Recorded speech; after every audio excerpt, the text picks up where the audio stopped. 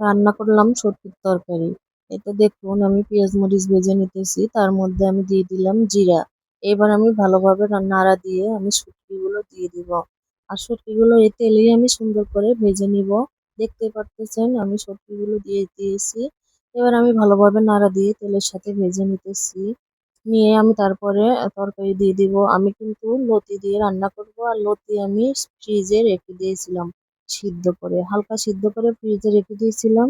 এবার আমি কাঁঠালের বিচি আর লতি একসঙ্গে দিয়ে আমি রান্না করব। তার মধ্যে আমার শুটকিটা হতে থাক। একটু ভালোভাবে ভেজে না নিলে সেন্টটা ভালো আসবে না। দেখতে পারতেছেন আমি একদম সুন্দর করে ভেজে নিয়েছি। এবার আমি তরকারিটা দিয়ে দিব। এই যে আমি হলুদ দিয়েছি, বাটা বসা লবণ এগুলো দিয়ে দিয়েছি। এই তো আমি তরকারিটা দিয়ে দিলাম কড়াইতে। এবার আমি আরো সুন্দর করে কষিয়ে নিব। আর কাঁঠালের বিচিটা সিদ্ধ না হওয়া পর্যন্ত লতিতে সিদ্ধ করাই আছে দেখতেই পারতেছেন। আর কাঁঠালের বিচিটা সিদ্ধ হবে তারপরে আমি তরকারিতে পানি দিয়ে দিব।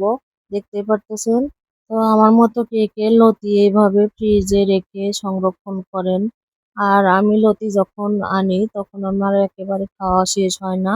আর লতির তরকারি কিন্তু অল্প রান্না করলেই হয়ে যায়। দেখতে পারতেছেন আমি অফ ক্যামেরাতে ঝোলও দিয়ে দিয়েছিলাম। এবার আমি আপনাদেরকে দেখাচ্ছি রেসিপিটা কত সুন্দর হয়েছে। এই যে চাপ দেওয়ার আগেই বিচিটা গেলে যাচ্ছে আর তরকারিটা কিন্তু অনেক মজা হয়েছে।